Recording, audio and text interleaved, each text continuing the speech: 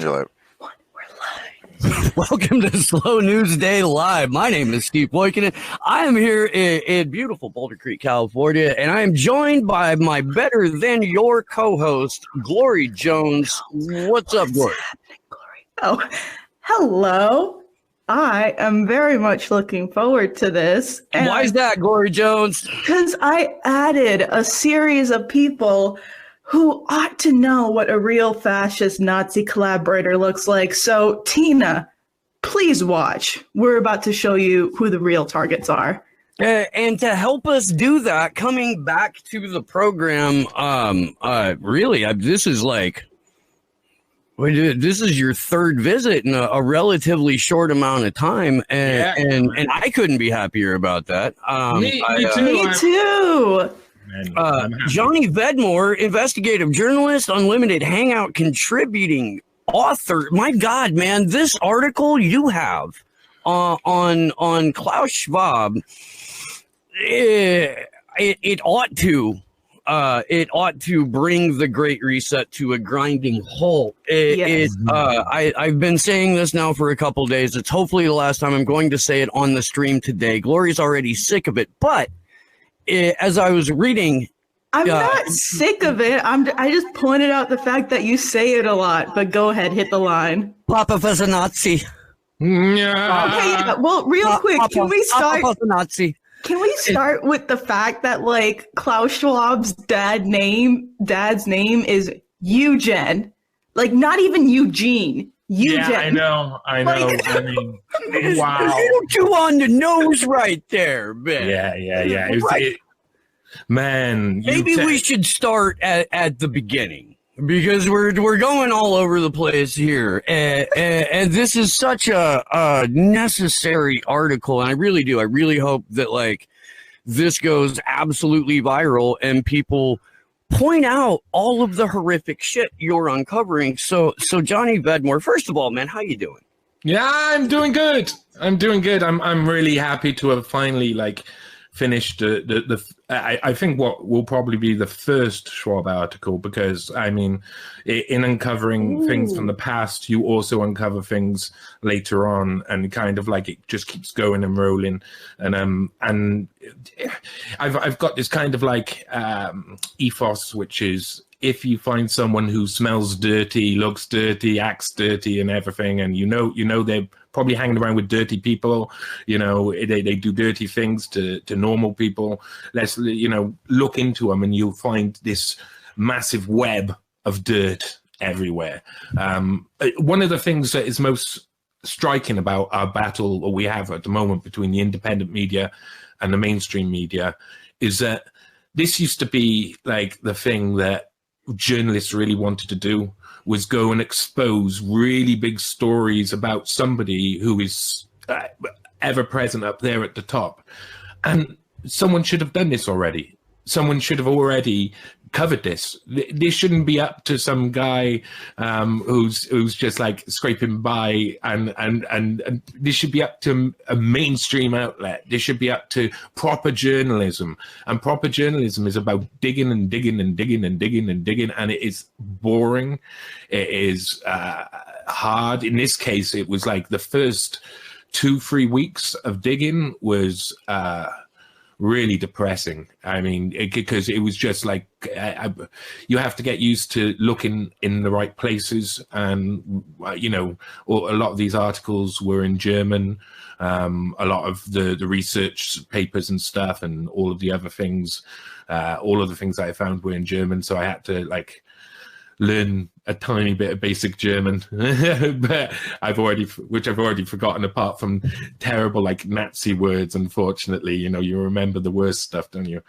And of course, a lot of the first part of the research was researching. When I got an opportunity here, Whitney came and said, "Hey, you like doing ancestry stuff. You like looking into the history of the rich and powerful. Why don't you look into Klaus Schwab? That's a no-brainer." And it was just as we were starting off with started looking into the Cyber Polygon article and seeing what they were all about. and the articles were so different, and they both included Klaus Schwab in there. So, you know, it was really hard at first to kind of like get onto the trail. But I was just constantly what I called Schwabbing for a long time, just looking around, looking at every bit of information. And this stuff is tedious. This is why lots of journalists don't do this stuff, because they spend most of their time trying to raise their profile, trying to raise their status, trying to look good, trying to tiptoe around all the censorship issues and all of these things. Some of them aren't even tiptoeing around the censorship issues. They just see it as part of their standard operating procedures, which I think I'll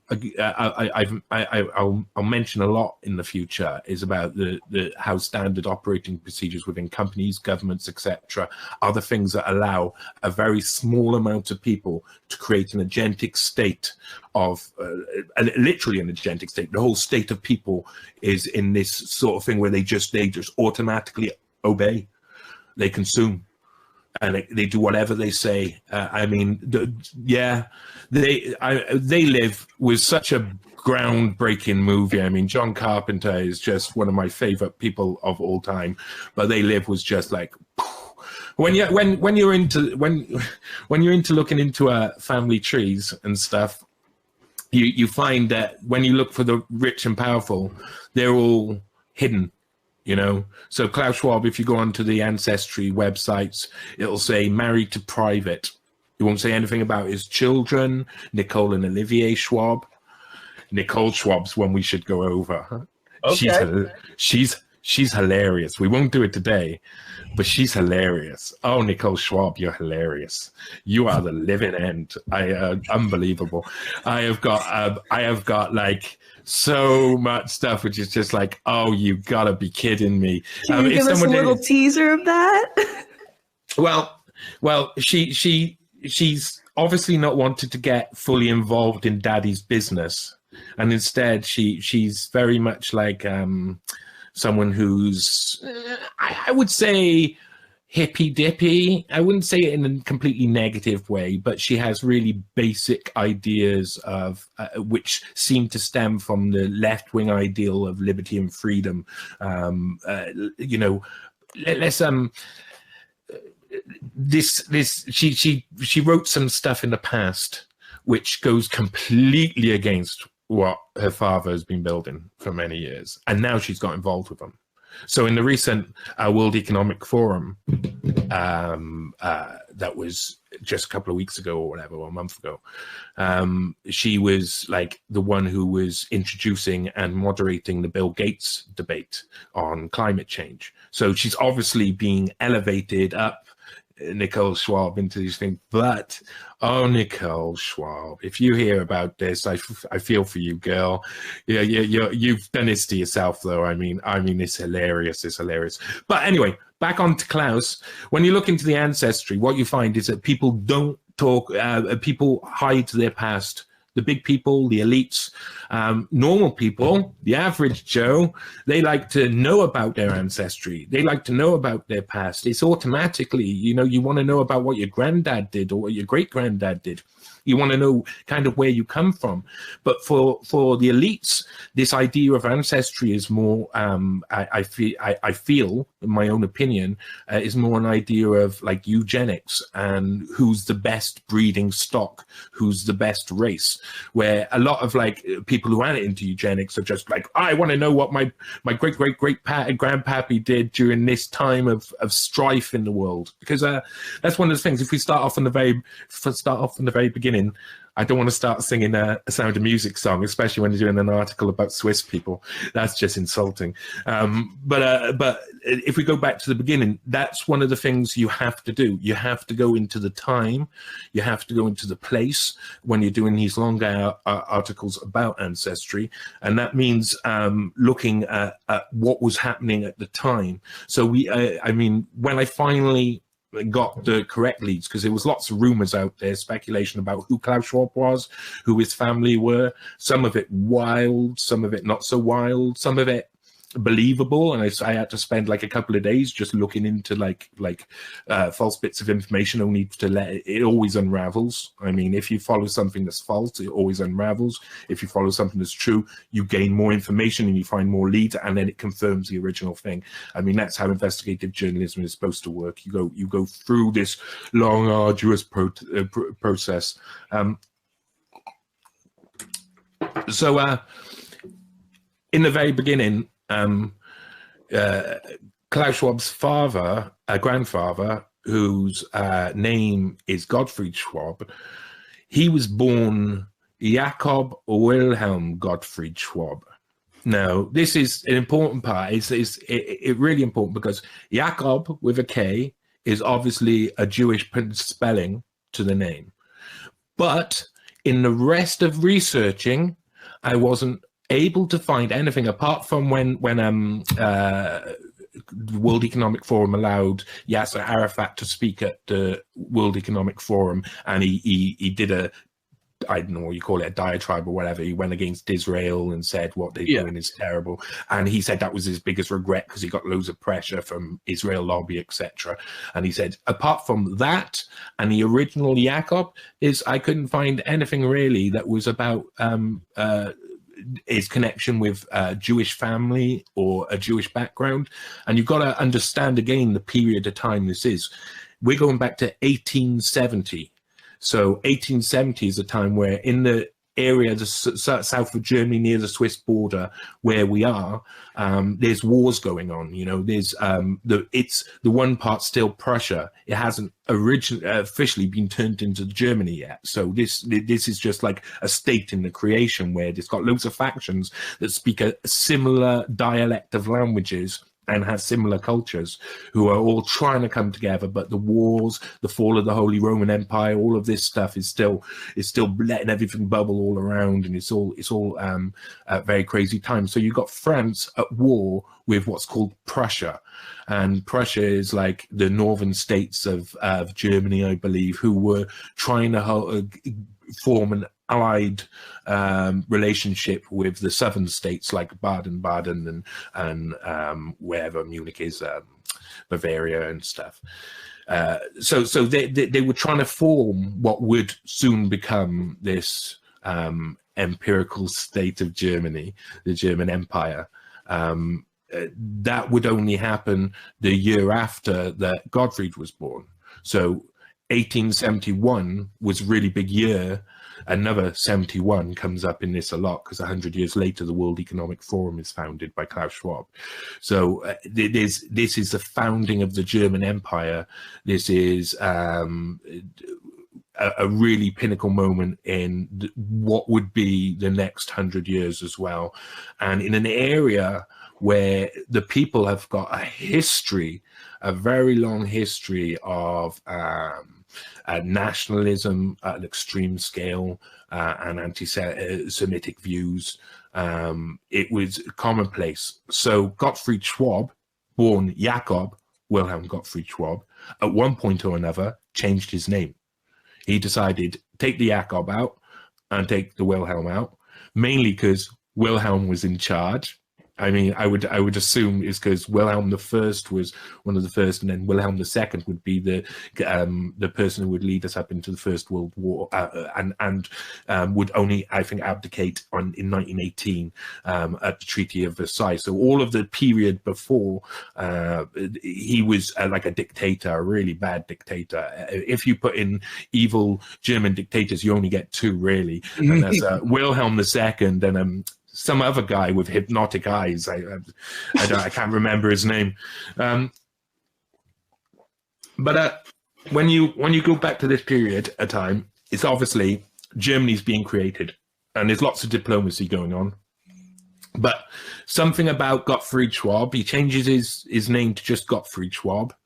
I don't know exactly when that happens. I'm able to know that happened because I'm able to find documents showing that when he originally left from Germany to go to Switzerland when he was about 23 or whatever.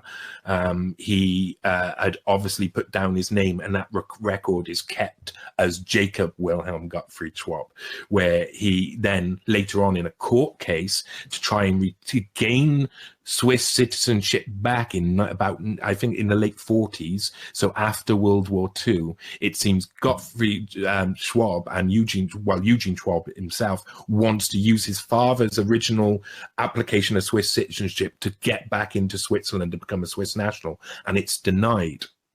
It's denied. So Klaus Schwab was told in a court case back then, as a young kid, and his brother Urs and the father, that they will never have Swiss citizenship. But I got one of the first links I put in there is that piece of court document evidence that supplied. That took a long time to find. I didn't know. These things. The only information that survives is stuff that doesn't have the tags you want attached to it. So you can't go to it and say, search for court documents, Klaus Schwab family, and this comes up. That doesn't quite happen. You don't get to. You have to find relating coincidental things that sometimes are so far removed. But you're like, maybe if I follow this line, maybe something happened, maybe, and etc. And you follow the line. Often that doesn't work out, and it all falls apart. But So we're going to this point where Gottfried Schwab, at the age of about 23, so this is in the 1890s, was like, I got to get out of Germany. I would assume his parents were possibly fleeing pogroms in Russia, because that would fit in the period of time. A lot of Jewish people were pushed out of Russia and forced into Germany and Poland and etc., which is why there was a lot of Jewish people in Europe. And when the pressure built up and Hitler turned that as a focus of negativity, that became obviously exploded all over the place and became what we know today as one of the most brutal moments in history for any. I suppose you'd call them culture, wouldn't you? I think people would say rather than anything else, religion. But anyway, so Gottfried Schwab wanted to get away from Germany and he wanted to go to Switzerland. Now, I have heard, but I wasn't able to prove that Gottfried Schwab's parents were Swiss. So he obviously had family probably in Switzerland. So he probably thought, it's getting hot down here in Germany. Me better run off to Switzerland and hide for a bit, because there's a lot of anti-Semitism. There's a lot of people putting pressure on the community. So he goes down. He also obviously gets an opportunity because he moves there as a baker, as a normal baker. So if you think about a baker back then, it's probably a mixture between baking and machine engineering, because this is the Industrial Revolution. I mean, by this point, people aren't just putting buns in ovens. They're helping make the ovens for buns and stuff. But he goes and they're maintaining their own product. They're maintaining their own products. You don't have guarantees. You don't have things are expensive, pricey to fix. So a lot of people would have knowledge with that machine and they would maintain it. So I suppose, unless it's just me supposing, that Gottfried Schwab probably went that way. He was a baker, or at least he was at the early part of his life, and he went to Switzerland and he trained as a machine engineer, because then I found records of him coming back to Karlsruhe after he had got married to a Swiss lady in 1898. And then in 1899, they had young Eugene Schwab, the father, Eugen Schwab. Yeah. I feel like Eugen fits. Yeah. It's so weird. It is. I mean, and like in the documents that you were looking at, is it actually spelled like Eugen, like no E at the? That's just too.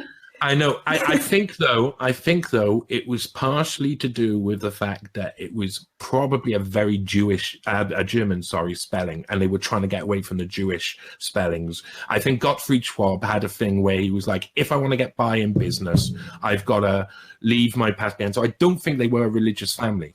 I don't think they attended the synagogue. I don't think they were practicing Jews in any way, shape, or form. And for that reason, like when he becomes when Eugene becomes what he becomes, it's like it makes more sense as well that he sees himself as part of a history that he's not happy with. As everybody has heard in their life, that guy with the little mustache had a Jewish ancestry as well. So there seemed to be a lot about it where people saw anti-Semitism and they felt some form of self-hatred because of peer pressure around them at the time. They didn't understand the process, and that caused some sort of psychological shift in an entire generation to grow in being more anti-Semitic over time, until of course it boils over with Hitler, whose ideology is set really around finding the enemy that you can bundle up, all of the problems you can bundle up into one enemy, and then you can target that enemy and you can do whatever you want and you get all the powers. I mean, that was the excuse for it. So so he wanted to move back to Germany though. 1899 come around, he's a machine engineer, is Gottfried Schwab. He's had his little baby, Eugene Schwab. He's got a wife who was originally called Marie Lepert. So she's got a very like Swiss French name. I would say probably French. She sounds probably like she comes from like northern France, if anything, but who knows? And they moved back up to Karlsruhe, because this is where they were originally from. Karlsruhe's near Stuttgart. Oh God, this gets hard. My geography, but I was looking at maps the entire time. Thank God for maps. But we're heading towards the district of Ravensburg, which is closer to the Swiss border. It's very much in the south of Germany, in a place called Baden-Württemberg is the whole region, and I think the capital of that is Baden-Baden, which I love the fact they named it twice and stuff. That's all very nice. They go back to that area, and I think that's probably because industry was growing quite heavily. There was a lot of work up there. He probably still had family up there. He had got a family. They all looked very German/Swiss, and the Swiss and Germans had an amazing relationship for the history. So in that region, because they were very much, you have to remember that Germany was kind of like 2 separate countries, 3 separate countries, 4 separate countries. As you go back into history, all countries are kind of like that. You know, they were separate countries that combined slowly over time, and this is just like the merger of it becoming into the big empire that we've got. So at this time, Wilhelm II is in charge, and he's the one who will lead us into the World War. So why he moved back up to Karlsruhe, he had to apply for German citizenship again, because when you emigrated originally, and the court documents show this, he had to give up Swiss citizenship, German citizenship, to gain Swiss citizenship. You couldn't back then just say, oh, I'm going to go there and move, and then maybe I'll give up German or be dual citizens. You had to be of one country in that area. So he had to reapply for citizenship, which again notes him on the map, because that comes up in records and etc. So it's easy to trace that sort of stuff then, and you're able to follow the lines. Gottfried Schwab, I think that's really where Gottfried Schwab's tale in this disappears, and it becomes Eugene Schwab, the next generation of the Schwabmeisters, the Schwabs, who come from, I mean, the place where they live in is called Upper Schwabia. Upper Schwabia comes from the Schwabish people. Schwab being from the German Schwab, which is originally meaning swap, and I believe it was founded by like a lot of immigrants coming in, maybe Ashkenazi Jewish immigrants. So a lot of the people there might have had a lot of Jewish heritage originally, but what a weird area it was for Jewish people, because as I mentioned in the article, in the Middle Ages, when you go back to like the 1400s, 1429 or something like that, 1430, you've got the blood libel that came up in the whole region, and the blood libels about like basically they want blood for blood because they were accusing Jewish people of sacrificing babies ritually, and so they burnt a lot of Jewish people alive. I mean, it was Ravensburg, Lindau, all these different areas around the Ravensburg district all flared up at this time, and they literally, some of them expelled the Jewish people, some of them burnt them alive. But what we do know is that they were then banned. It was, I mean, the action was supported by the king. The current king of the region, I think, which would be like a grand duchy rather than a king.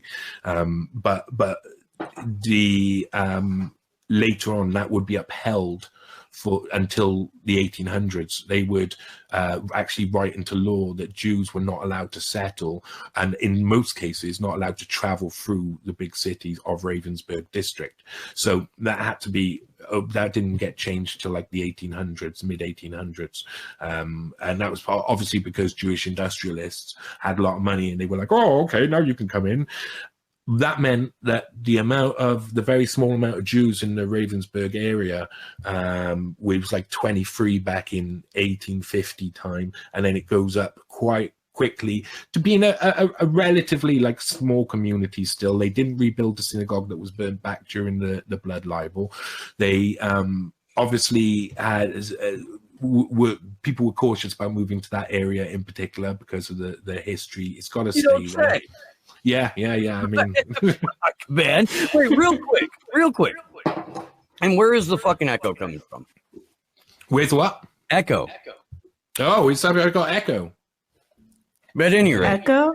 I don't know. Echo. Maybe it's just me. Maybe. I'll turn. Yeah, it's not me because I'm muted for a bit there. I'll turn me way down. Maybe it'll go away. At any rate, like the concept of a blood libel, the concept of people just like burning somebody because they don't like them. That's something that people in the West are so far removed from. Mm-hmm. And can't wrap their heads around that kind of violence, and that's part of the reason I think that like the West has become so, I don't know, I don't want to say soft because it as an empire we're brutal, but the citizenry, just the violence that like regular normal people don't deal with on a day-to-day basis is sort of, in my opinion, what's leading the push for like a lot of the public support for domestic terror laws, viewing people walking in between the velvet ropes like terrorists and shit like that. Like there's no point of reference, you know, and so it is kind of important to go back and look at this shit and look at the kind of violence that was employed to kind of give people a real reference point. The really big thing that especially all Americans should understand is that was what America was born from. It was born from people running and fleeing from that persecution, from being burnt alive, from being hung up, for being called accused of whatever by whatever crazy official, and being tortured and having your guts ripped out while you're still alive in front of a live audience while they all cheer and throw stuff into your wounds. I mean, the whole of the Western Europe during these times and for quite a long time were about torture and public execution and really, really persecuting certain minority groups. And it used to flip backwards and forwards. When I did a family sort of, I went through Bill Gates's family tree and went back to where Jeffrey Gates, the first, second, third, and fourth, sitting alongside the kings of the United Kingdom, which wasn't the United Kingdom there, which was like England, the kings of England, and the same thing happened there. They got their heads chopped off They got their heads chopped off. They took the wrong side in a battle. You get your head chopped off. You take your wrong side in a fight. They decided to support someone, Jane Seymour, to be queen over the crazy bloody Queen Mary, who went and burned everybody alive. And the next day after she got the throne, Geoffrey Gates and his wife got their heads chopped off because they were the ones who were trying to usurp power, trying to take over power, which isn't a surprise. When you go through these people's family history, you see it over and over and over again. And it gives some credence, some tiny bit of credence to their own understanding from their point of view of eugenics. You know, for them, they'll be like, "Oh yes, that's because I come from fine stock. I know how to do these things. I'm from the best generations, etc." No, you're from the people who tried to betray people all of the time and tried to gain power all of the time and had their heads chopped off all of the time. Well, you had historical families like the Habsburgs and other emperors of the Holy Roman Empire literally inbreeding and having blood problems from that. Like, and nearly all of these people's ideology was given to them by the powerful people of the time. So the actual ideology makers are very rarely of a period, are very rarely the people who are actually in charge. They're the people who are underneath them, who have lots of power but aren't king, so don't get their heads chopped off more often, and spread the ideologies to the king, spread the ideologies to the people with power, with absolute power, which is something that we of course want to avoid nowadays. But we're rolling towards really big sturdy tank towards someone having absolute power. Anyway, so back onto the Schwabsters. Eugene Schwab, he because the time was bad for Jewish people up until the 1800s. So you can see why mid 1800s. So you can see why Gottfried Schwab might have said, "I might leave the Jacob out of my name. I might just, leave that behind and put it aside." And my great-great-great-grandmother did the same. She was, my grandmother did the same. But my great-great-great-grandmother was Bessie Lazarus. And my grandmother was called Bessie. But she had to change it to Betty because she felt too much pressure about it being a very Jewish name. In the Welsh valleys back then. And it's not surprised because anti-Semitism was rife, man. All persecution is rife, man. All persecution, all throughout history. It's the way it works. Some people persecute and some people are persecuted. It's like the balance of things. You never know who's going to be on which side until the trends come in and the ideologies come in. So Eugene Schwab is going on to become a mechanical engineer like his father. And this will become a theme, this idea of training to be a mechanical engineer, because obviously the Industrial Revolution had a big effect on that family. The idea of really the seeing how loads of people were made these rich, massive. I mean, the idea of aspiration at the time. These people saw people going from complete rags, not like rags to riches stories we have today, where people have a house over their head. People going from right to the bottom, and then suddenly, boom, wealth just like streaming up through the Industrial Revolution, and they've got this completely and utterly booming empire. And they were right. The Schwabs were right. Concentrate on mechanical engineering. Mechanical engineering was the way forward for success within the family. There's no doubt about it. So Eugene Schwab studied to be a mechanical engineer. I find him registered as a mechanical engineer, but I didn't find where he actually originally studied. I would assume it was Zurich and ETH, just because that seems to be a family theme, and they like family themes. I mean, you can go. So I think if someone looked there, they'll be able to find Eugene Schwab studied there once upon a time. They don't have the most complete records. And a lot of the records I was having to go through were Swiss newspaper records from like the 1900s that are just like, man, it's hard looking through Swiss newspapers from back then. They've even got like, they write everything differently. Translations a little bit rocky at times. Like you have to really triple confirm everything if you're going to say, yeah, that's what happened. But yeah, I want to take a moment, dude, because this is not like this is not standard journalistic practice for what most people are used to. The way that most journalists operate right now is that like the AP or Reuters will release a story, and then all of the news outlets all across the West will then write an article based off of that story. And if there's someone mentioned in the original press release or news release, then they'll call and they'll get a confirmation or try and get a quote or something like that. But that's essentially, I mean, it's just 75% of journalism right now. And nobody's, even the people who are investigative journalists are still making like 3 phone calls and calling it an article. Yeah. There's a controversial man out there who calls them repeaters, and he's not half right. That's for sure. Because most journalism nowadays is like people repeating the news that someone else put out, so it's just propaganda. If the original thing is propaganda, then it's like humans acting in an agentic state.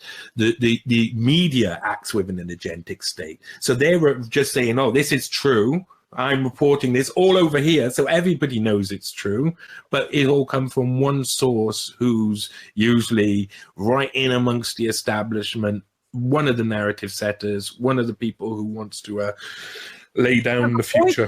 They don't even have to name them, Johnny Vedmore. It's fucking, official sources. Yeah. Even down to the press articles themselves. You look at a lot of CNN and BBC articles, and there's no reporter. It's a blank space reported by CNN journalist, CNN They won't put their name to this because they can't, because they're making, that's the essence of finding out whether news is fake or not.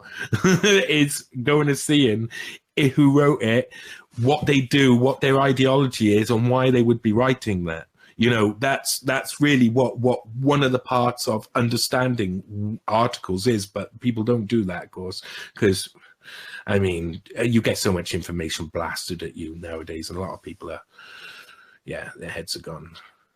I derail fully, man. I do it like it's. I wanted to kind of like make fucking paint a picture of what like the kind of work that you put into this, and why it's rare, and why it's a shame that it's rare. But boy, am I glad you're the one doing it, because because it's you, then we get this interview. Oh, that's nice. That's nice. I like it. I like that. I like that I give you an interview. I had to hold off from giving any interviews because you were promised the first. And Yay. Definitely. But this is the thing, is that the conversation can only happen on the higher levels anymore. That's a silly way to go about things. If we only listen to what the mainstream media say, and we only talk to people who have got some form of status within their area, some form of like large following or something, some sort of like, they've sold out in some way, shape or form to one man or the other just to get up there and just to be in a position of power. If we talk to those people, the message will always be lost. It will be lost for eternity. And the fact is that the universe applies, man. Karma's a bitch. It comes around whether you like it or not. So if people do that sort of stuff, they get it back in their life.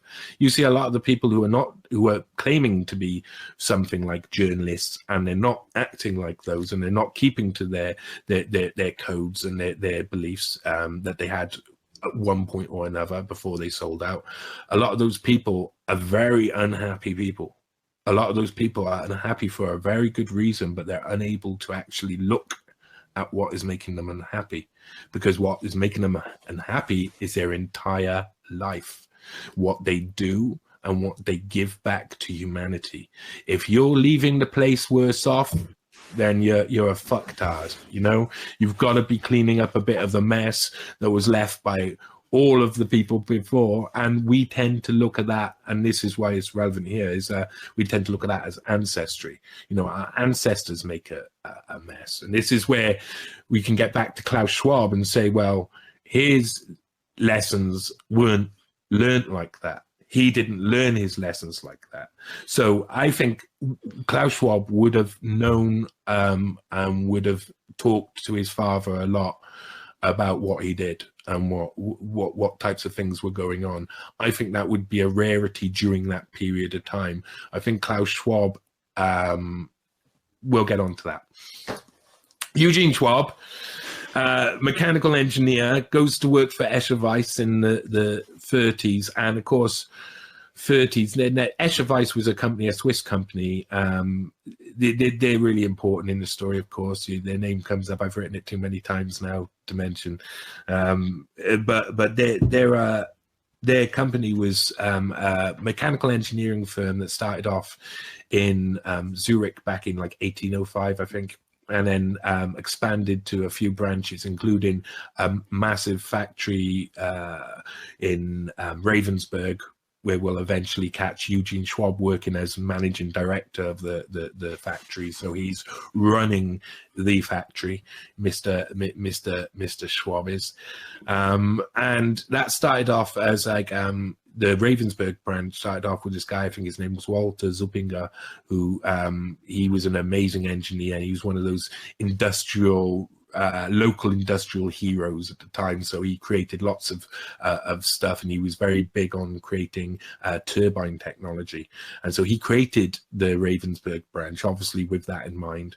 And you can see loads of evidence from 1860 when it was created onwards of its production. So it starts off like producing peculiar lace weaving machines, and then it goes on by the early 1900s when Eugene Schwab's just a kid. It's gone on to bigger projects like turbines for hydroelectric dams. So obviously, you know, it's a really and it works on big civil projects. So I found lots of evidence of them from the early 1900s all the way through to when they finally kind of like disappeared and got rebranded out, because obviously there was dirty clothes in the closet, there was dirt in the closet. They had to rebrand themselves, but that's a story we'll get to. The Escher Weiss were heading towards being one of the main suppliers of massive turbines for hydroelectric power and eventually nuclear power. Their company was rocky. It had really bad time in the 20s, had to be saved, had a really bad time in the early 30s during of course the seizure of power of the National Socialists, but also the Great Depression, which rocked the entire world. So the company was crumbling away, and they had to go into from the 1930s till about 1930 till about 1935. They were trying to work out and trying to get support to restructure the company. And I think a lot of what the World Economic Forum was like part of the inspiration for that. It became a company that was about working together with other parts because there was a nationalized element to it. What happened in 1935, 1936 is when they had to sort out the bankruptcy from after the Great Depression for Escher Weiss. They wanted to save the company. So they obviously created it into something where they funded it by the Swiss Federal Bank, and they would obviously take on more military contracts and turn part of their efforts towards military machines for the Swiss state. So what's interesting is the head of the Swiss Federal Bank at that point was Max Schwab, but he's unrelated. I like that. Because we're in Schwabia, so there's a lot of Schwabs in Schwabia. Well, that makes sense. Yeah. There'd have to be. There is, which causes a lot of confusion because people were really like, they were confused to who the Schwabs actually were and whether they were all connected. But Klaus Schwab comes from relatively, at least the generations I could work out, very small families and very small family units. You see a difference in that, like, you know, some elites have a family where every family had like 10 kids for forever, like, you know, and it's really noticeable that who was trying to spread their genes around, that's for sure. So Eugene Schwab, 1930s, he starts managing this Ravensburg factory of Escher Weiss, which was a troubled company. And in 1938, 1939, the restructuring was complete, and a man called Colonel Jacob Schmidheiny was put in charge. He was of the Schmidheiny family, who are still present in the World Economic Forum today. So that's a really interesting tidbit of knowledge, is that he becomes the head of the board of directors. Later on, his son will become head of the board of directors as well of Escher Wyss. So it kind of becomes like a colonel takes over just before the outbreak of war. Okay. When everybody knows we're heading towards war, Escher Wyss is the main guy is a Swiss colonel who's going to be deciding,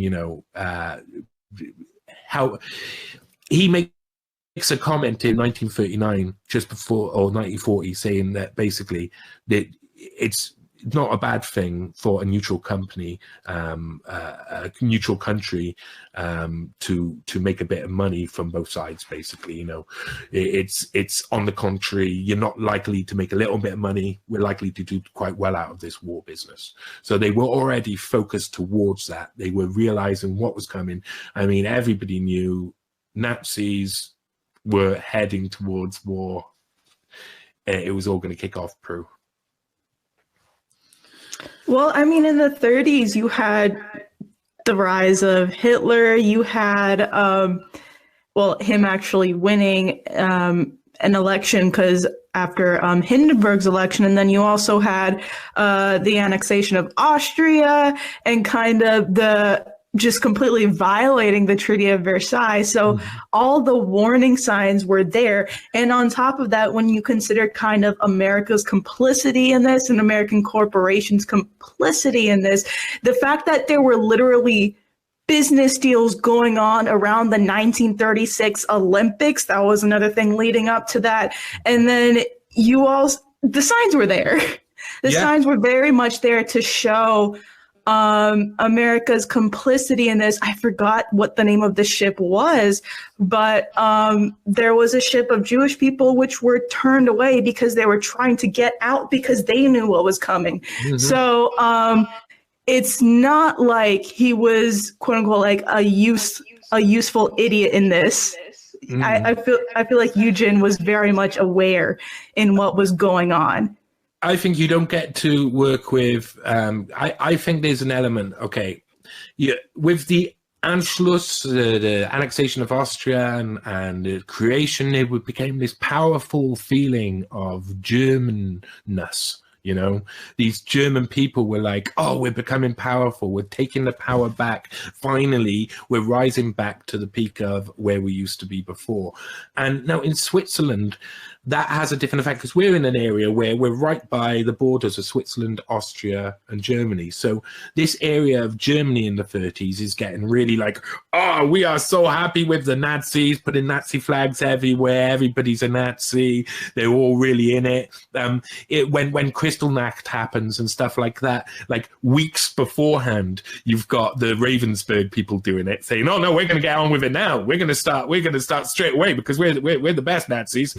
And all of this area is very much full of a lot of German supremacy. And Swiss area, you'd think that because Austria was also full of German supremacy, you'd think that feeling, you'd think that Swiss would be as well, because their German ancestors and the mixed German would be like, oh, proud of Germany. But these people in Switzerland, in that area of Switzerland, kind of have their own language and have their own little dialect, and they have their own history, and so they see themselves as something slightly different but combined. Yeah, I know. Look at that guy. That was my number one bet, to be honest. This is the National Socialists outside Ravensburg. The Ravensburg's town hall. This is 1938. These people were about to completely and utterly changed the world, like especially down there, because down there it was really I had to leave out some of the stuff that happened there, because otherwise the article would just have been way too long, and I felt really bad for that. And there was one thing that happened during the time in Ravensburg where I think it was something like 691 people got euthanized, disabled people and stuff got euthanized in the hospital. That was what they were, that's what that area was about. They were about getting on with the program straight away.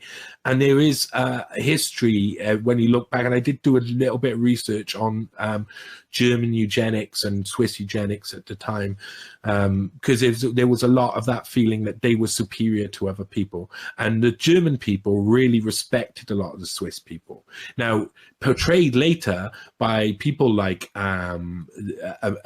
Americans and etc., they would portray it later as like, oh, the Swiss had to look after themselves because otherwise they could easily be taken over by the Germans, etc. But that wasn't necessarily so, because the Swiss were working both sides very well. They were the ground base of operation for nearly all military.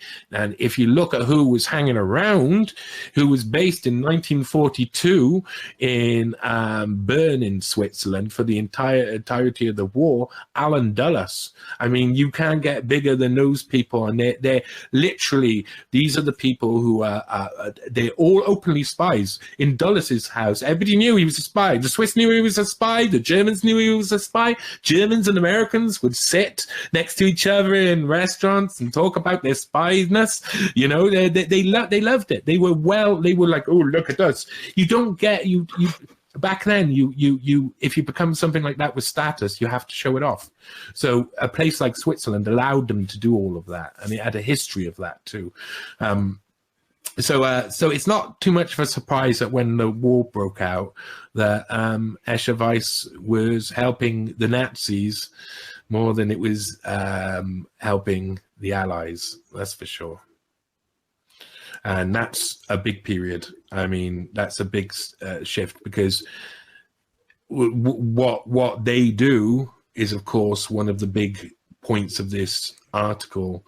What they decide they need to produce, the Nazis, if they're going to win the war, they need to produce the atomic bomb, and they need to beat the Americans in the race. And they were trying to do that through heavy water, creating heavy water for enriching uranium. It's like a natural form of enrichment that really does really well, or something along those lines. And that was happening in Norway, in the Norsk Ørken hydro plant. And of course that's famous, because that has loads of like famous movies and stuff where the raids happened. They love telling the story of the West about how some British and some Norwegian resistance went in and sank the ship that was carrying the heavy water back to Germany that could have helped them win the war. Well, Escher Weiss was powering that industry in that area, very much so, powering that project in particular, because they had built the special, unique turbine for enriching uranium, and supplied it, and were continuing to maintain it within the Nazi era. So they were literally the route to the Nazis gaining the atomic bomb. And if the people at the top didn't know that's what was going on, well, they come from Escher Weiss, and Escher Weiss had a good name in the Nazi community at the time. It actually appears in one of the books, which is the Bleib-Tribe, Musterbleib-Tribe, or something like that. Bleib-Tribe. I don't know how to pronounce any of these words, but basically it was the book of the Nazis used to produce a book of and award people model National Socialist model companies, and of course the Ravensburg branch was one of the ones. It didn't win the big awards. It didn't win the big awards because there was actually quite a lot of factories that were called as National Socialist model factories. But we got to remember this is Eugene Schwab at the time, and of course the persecution of the Jews in this area starts to really heat up after the war, and then the forced labor gets brought in, and there was multiple. I mean, it was the biggest place for forced labor in the whole of the Nazi Reich. It was like I heard many different reports that I couldn't back up, so I didn't put them in, about like loads and loads of different, like there was supposed to be a Ravensburg sub camp to the concentration camp in Dachau, but I wasn't put. There's a lot of, you know, the sub camps seem to be hidden a lot more. So these are camps that they would transfer Jewish people to go on to the next stage. So they were obviously like smaller camps, but I would assume that they were quite horrible, and they were part of the process of the death trains and the death camps. But Ravensburg itself had Ravensburg Weingarten, which was a prisoner of war camp, really. They would capture Russians and French, and they would send them to this place, and then they would put them to work in the cities, and you'd have to ask the city for certain amount of slave labor and give your reasons why. So at some point, that's what Eugene Schwab and Escher Weiss did, because they had slave labor working in their factories as well. Some people I know will be like, oh, everybody had slave labor, but that wasn't quite so. That's a really simplistic view of it. There were people who were able to stand up against fascism, and there was people who weren't able to stand up against fascism. If Eugene Schwab was worried for his life and feared for his life, he had a place in Switzerland. He could easily go to Switzerland and say, right, I'm not getting involved in this. I'm not being part of this. And Klaus Schwab tries to make out that, you know, he was, when he was a young kid, his experience was war on the one side of the border, and the devastation of war on the one side of the border, and this peaceful land of Switzerland on the other side of the border, and his father used to have to cross over those. Well, yeah, his father had to cross over because he was managing the Ravensburg branch in Germany. It's not because his father was like trying to flee over the mountains from and war in Ravensburg. Are you kidding me? There was no war in Ravensburg. You see, what happened in Ravensburg is that a load of people decided, a load of these companies, and a load of the Red Cross, Swiss Red Cross, came in and said, we'll build a camp here, we'll put up a camp here, which apparently Eugene Schwab was part of. So that's the kind of like probably Swiss intelligence access into that region. And that meant that they had an excuse with the Allies to say, okay, we haven't got any strategic resources, we're not weapons manufacturing here, even though they were definitely weapons manufacturing there, and there was loads of like evidence of that.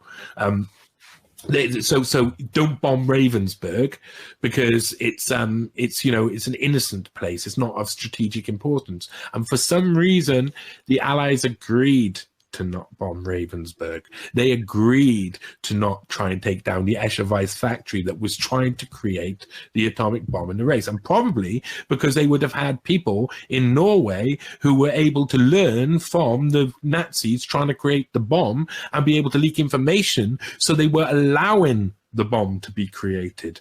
I mean, the West were allowing the race to happen to an extent because they wanted to steal lots of the information off them, basically. They knew they were further ahead, but you can imagine that wasn't just a Western effort. That was also spies who did a lot of that. Well, and the West was largely losing the race in terms of technology to the West, the Allies, the U.S. and the U.K., and to an extent Russia, were largely losing the technological race to the Germans. This is why capturing these guys and getting an untouched or as unmolested as possible cache of information.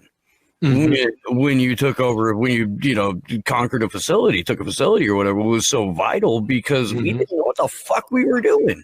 Yeah. But they knew what was going on in Ravensburg with Escher Weiss. They knew it was the Swiss. They didn't call out the Swiss for it. They let them do it. And not only did they let them do it, and they didn't target the factory or anything like that, but you get a feeling that the Swiss nationality was used as a convenient screen to say, oh, look, we're not Nazis. And the Nazis were all in there doing all of their major work in the places where they could hide out and wouldn't be bombed because, oh, it's a Swiss company located in Germany. So the Allies are less likely to bomb a neutral factory based in Germany. And that's the way they do it. So Eugene Schwab, his model Nazi company, put in slave labor to work, and in after the war, trying to run away back to Switzerland. My thought is that some people really didn't appreciate Nazi collaborators after the war. But I wasn't able to find any evidence of that's why he was moving or that's why he wanted to move. But he was denied citizenship anyway. We're going to move on a little bit because that's like, well, real quick, I think what I might do is I might put this hour up on YouTube, and then whatever happens in the conversation after this will be up to people on YouTube to go make their Rockfin account and get on board and find it on the premium. Yeah, so make your Rockfin, YouTubers. So if you're listening to this right now and you're listening to it on YouTube, what you need to do is you need to make your Rockfin account. Some of my videos on YouTube didn't some of the interviews I've given on YouTube over a year ago didn't last like a week. And that wasn't because anything really, really controversial was said. It was because I laid down evidence about people who literally take YouTube to court in countries to have my voice censored along with other people. So you got to realize, people watching this, man, Rockfin is a perfect alternative at the moment. Let's see where it goes and what happens, but it is been brilliant to independent creators. So I'll just add that 10 pence in.